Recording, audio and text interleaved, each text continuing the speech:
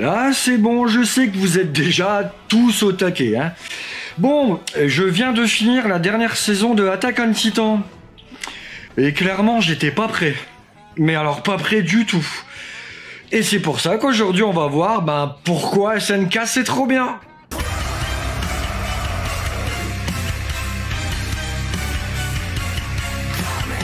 S'il y a une chose que j'aime dans ma génération, c'est qu'on a forgé notre imaginaire collectif sur la période fin 80 et début 90. Ce qui fait de nous ce que j'aime à appeler la génération Dorothée.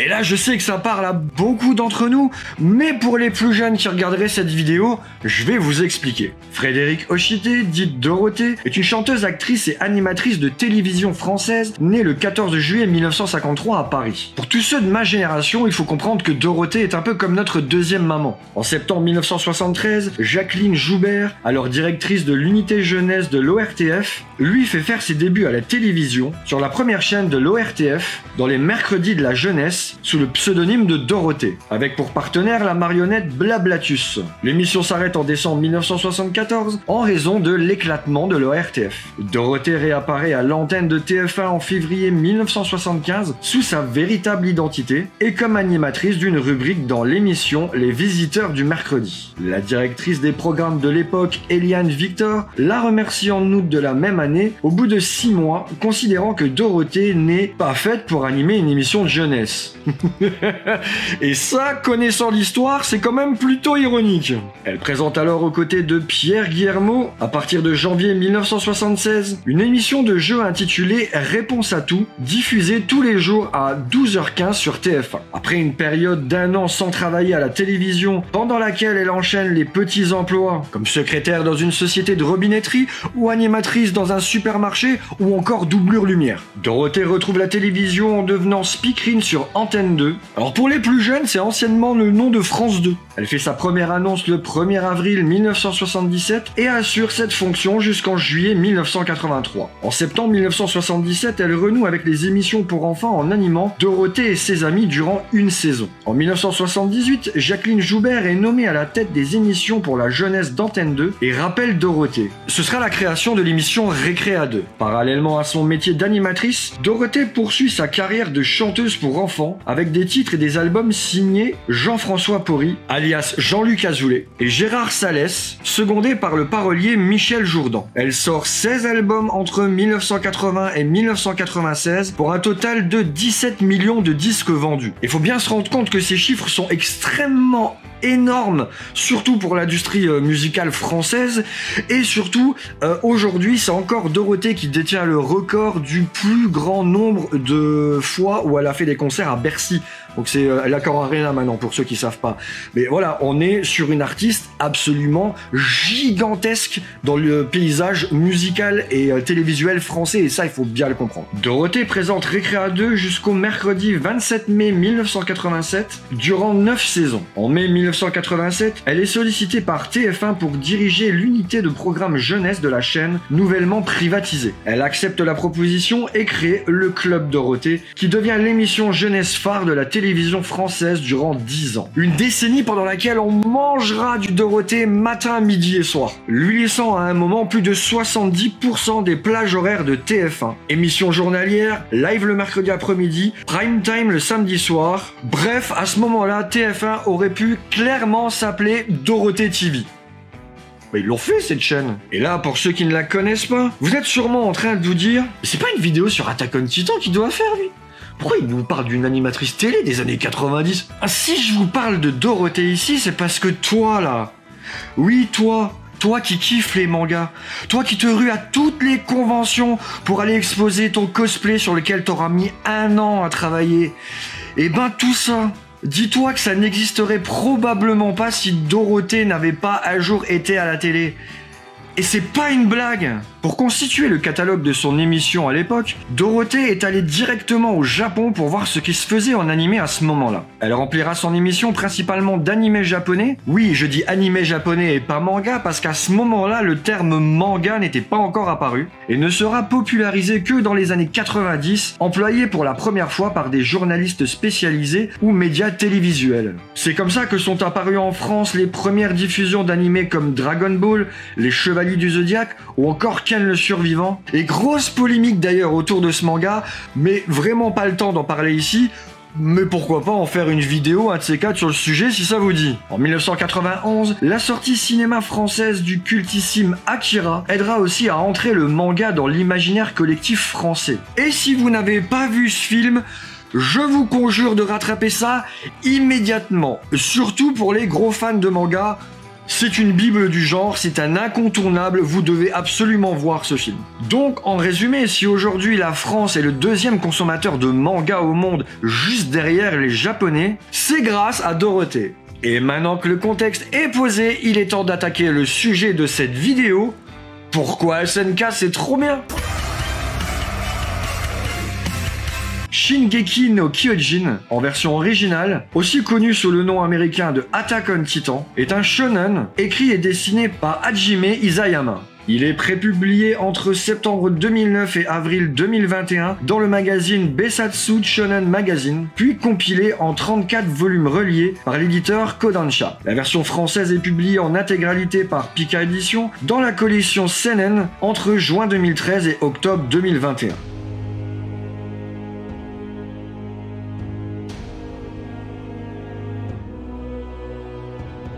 Plus de 100 ans avant le début de l'histoire, des créatures géantes humanoïdes mangeuses d'hommes nommées Titans sont subitement apparues et ont presque anéanti l'humanité. Ces créatures géantes font habituellement entre 3 et 15 mètres de haut, avec quelques exceptions comme le Titan colossal qui en mesure 60. Il semblerait que les Titans dévorent les humains par instinct et uniquement pour tuer. En effet, ils ne possèdent pas de système digestif et n'ont pas besoin de se nourrir, car ils puisent leur énergie dans la lumière du soleil. Pour se protéger, l'humanité vit entourée par un système de 3 murs concentriques de 50 mètres de haut, distants les uns les autres d'une centaine de kilomètres. Eren Yeager, alors petit garçon d'environ 9 ans, mène une existence paisible avec ses parents et sa sœur adoptive, Mikasa, à Shiganshina, une ville au bord du mur Maria. Mais alors que les humains n'ont pas aperçu de titans aux abords du district depuis plus d'un siècle, la ville est attaquée par un titan de 60 mètres qui ouvre une brèche dans le mur contre la ville.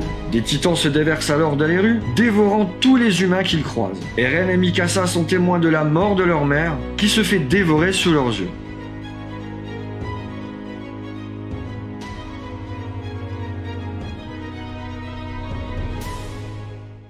Alors oui, j'en ai pas encore parlé jusque-là, mais SNK n'est absolument pas un manga pour enfants, hein. C'est très violent, très gore, le tout montré avec une extrême froideur par moment, donc évidemment absolument à ne pas mettre devant tous les yeux. Le manga sera un succès colossal, attesté par ses plus de 140 millions d'exemplaires atteints en 2023. Donc maintenant que l'ambiance est posée, il est temps de voir pourquoi SNK c'est trop bien. Et pour étayer mes propos, je vais bien évidemment devoir spoiler la série, hein. Sinon cette analyse n'aurait aucun sens. Mais pas de panique, je vous mettrai un petit timecode quand j'attaquerai la dernière saison, histoire de pas vous spoiler la fin du manga si vous avez envie de vous garder la surprise. Et ce serait quand même plutôt sympa.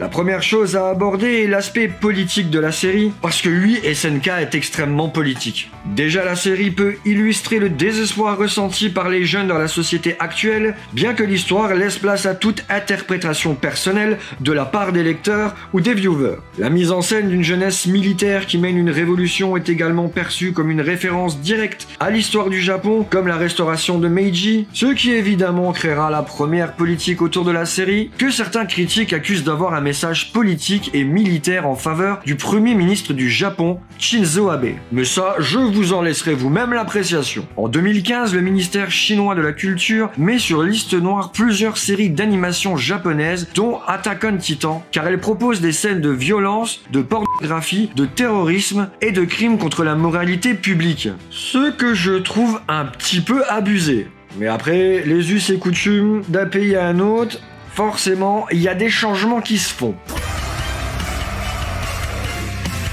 Alors il faut bien comprendre quelque chose avec SNK, c'est que c'est un animé qui ne vous ménagera jamais. La froideur de ses actions ou de son propos ne vous épargnera à aucun moment. C'est une série qui commence mal et qui finit encore plus mal. À aucun moment vous ne pourrez vous détendre parce que toutes les situations qui vous seront présentées mettront à mal vos émotions. On est en permanence confronté à des situations morales impossibles. La série a clairement pour but de nous faire réfléchir sur notre condition humaine et est une contestation directe à l'ordre établi qui ne fonctionne plus et de l'impact d'une guerre généralisée sur l'humanité.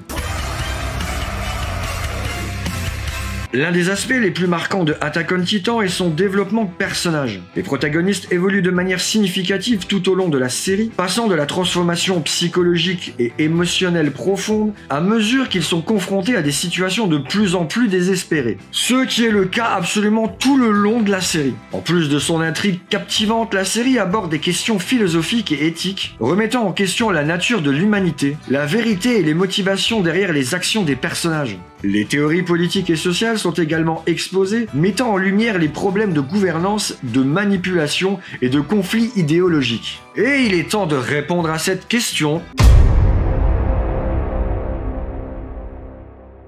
Tout d'abord, d'un point de vue identification au personnage, il y en aura clairement pour tout le monde. Le héros qui ne se sent pas à la place dans laquelle on l'a mis, la femme forte sûre d'elle et qui a une foi aveugle en ses convictions, le jeune intellectuel hésitant et timide, bref, il y en aura pour tout le monde. Ensuite, comme je l'ai dit un peu plus tôt, l'évolution des différents personnages principaux au cours de la série est impressionnante. C'est même rare d'avoir autant de changements chez un personnage, mais pour Attack on Titan, c'est le cas de tous les personnages de l'anime. On a une véritable écriture complexe et réfléchie, et ça pour tous les personnages. Ce qui retient aussi notre attention sur la série, c'est cette tension constante qui nous empêche de sortir du récit. Comme la série nous montre dès le départ que le seul endroit où le reste de l'humanité est censé être en sécurité ne l'est plus, dû à l'arrivée de ce titan colossal qui brise le mur d'un seul coup de pied, la série nous passe clairement le message qu'il n'y a aucun endroit au monde où les humains sont en sécurité, que l'espoir a disparu et nous laisse, nous, spectateurs, dans une forme d'apnée permanente qui ne prendra fin qu'au clap final de la série. Je vais aborder maintenant la dernière grosse partie de la série qui comporte toutes les clés de l'histoire,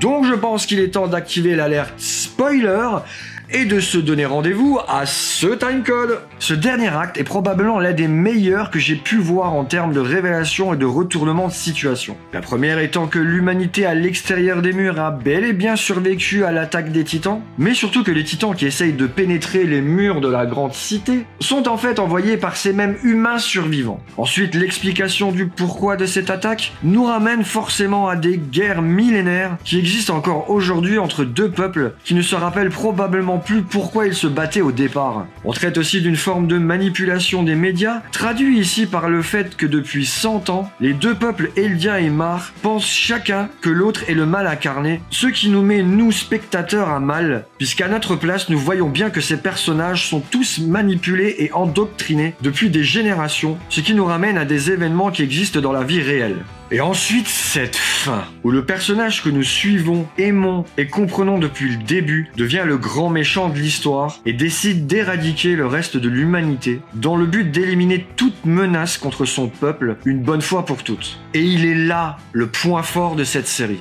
C'est que malgré les atrocités que peuvent commettre tous les personnages de cet animé, leur but final est de protéger les leurs d'une menace qui semble être légitime à leurs yeux, tout en provoquant une empathie naturelle chez nous, puisque leurs motivations sont totalement compréhensibles pour nous, ce qui provoque des ascenseurs émotionnels aux spectateurs sans relâche d'un bout à l'autre de la série. Finalement, ce qui nous met vraiment à mal, c'est de se rendre compte qu'au final, il n'y a pas vraiment de méchants dans cette histoire. On assiste à des actes désespérés d'humains apeurés, prêts à tout pour ne pas mourir. Mais au final, pourquoi c'est tellement bien? C'est tellement bien parce que cette série ne peut pas te laisser indifférent. C'est rare d'avoir une histoire tellement bien développée qu'on en restera profondément marqué, que ce soit par l'attachement émotionnel au personnage, qui est absolument inévitable, et que ce type d'histoire aussi nous sort de nos habitudes de trame scénaristique qui nous ont formatés depuis des décennies. La tension permanente, nous laissant en permanence dans le flou sur la suite des événements, et bien évidemment, même si j'en ai pas parlé jusque-là, les scènes d'action sont tout simplement époustouflantes et d'une intensité folle. Attack on Titan nous raconte une histoire dure mais magnifique qui nous fera réfléchir sur notre condition d'être humain. C'est une série intelligente qui sait où elle va et a décidé de nous embarquer avec elle sans nous laisser aucun choix, nous laissant juste à la place de témoins impuissants devant la décadence d'une humanité conditionnée à s'autodétruire. Cette histoire n'a aucun espoir, mais nous donnera envie de réagir et de rendre ce monde meilleur. J'aime profondément cette histoire et ce que cette série m'a fait ressentir. J'en resterai marqué et ce manga restera à jamais dans mon cœur.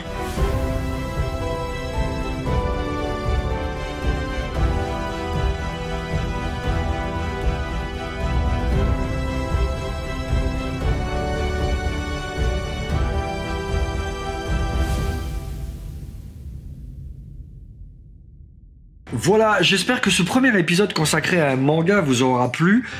C'était un gros défi pour moi parce que autant d'analyses j'avais jamais fait et en vous parler d'un manga je ne savais pas si ça allait vous plaire, donc on verra bien. Moi j'avais vraiment envie de vous en parler de ce manga, donc voilà, maintenant c'est fait.